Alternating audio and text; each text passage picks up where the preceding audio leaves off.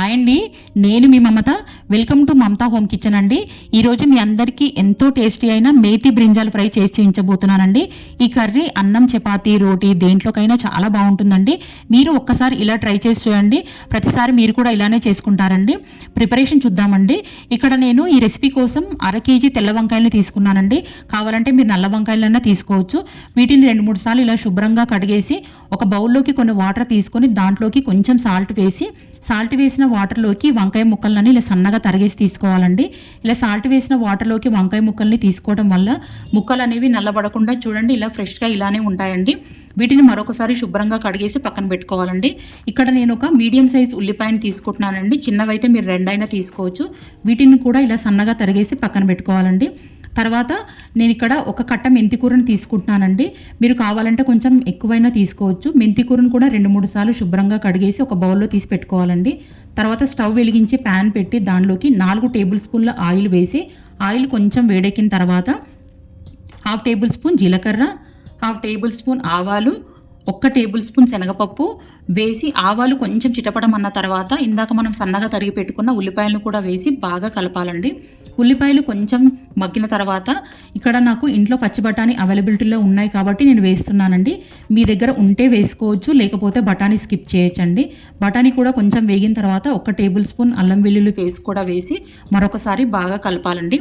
ఇలా ఆయిల్లో అల్లం వెల్లుల్లి పేస్ట్ కొంచెం బాగా వేగిన తర్వాత ఇందాక మనం పక్కన పెట్టుకున్న ఒక కట్ట మెంతికూరను కూడా వేసి ఆయిల్లో బాగా కలపాలండి.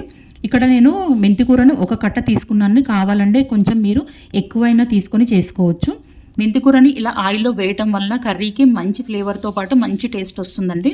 ఇక్కడ నేను 1/2 టేబుల్ స్పూన్ పసుపు వేసి మరొకసారి బాగా కలపాలండి. ఇవన్నీ వేగిన తర్వాత ఇందాక మనం సన్నగా తరిగి పెట్టుకున్న వంకాయ ముక్కలు కూడా వేసి బాగా కలపాలి. వంకాయ ముక్కలు, మెంతికూర ఇవన్నీ బాగా కలిసే వరకు ఒక 2 నిమిషాలు అడగంటకుండా ఇలా బాగా కలపాలండి. ఈ వంకాయ ముక్కలు కొంచెం మగ్గే వరకు మనం మిగతా ప్రాసెస్ చూద్దామండి. ఈ కర్రీలోకి స్పైసెస్గా నేను పచ్చిమిర్చి వాడుతున్నానండి. కారం పొడి అంత బాగోదండి. ఇక్కడ నేను 10 పచ్చిమిర్చి తీసుకున్నానండి. వీటిని బాగా కడిగేసి ఇలా కోర్సుగా మిక్సీ జార్లో వేసి బ్లెండ్ చేసి పెట్టుకోవాలండి. తర్వాత ఈ వంకాయ ముక్కల్లోకి 1 టేబుల్ స్పూన్ సాల్ట్ వేస్తున్నానండి. ఇలా వంకాయ ముక్కల్లోకి సాల్ట్ వేయడం వల్ల ముక్కలు అనేవి కొంచెం తొందరగా మగ్గిపోతాయండి. 1-2 నిమిషాలు ఇలా బాగా కలిపిన తర్వాత వీటిపైన ఒక మూత పెట్టేసి 2 నిమిషాల పాటు ఇలానే మగ్గనివ్వాలండి. 2 నిమిషాల తర్వాత మళ్ళీ మీకు మూత తీసి చూపిస్తున్నా చూడండి. వంకాయ ముక్కలు ఉప్పు వేయడం వల్ల కొంచెం తొందరగా మగ్గిపోయాయండి.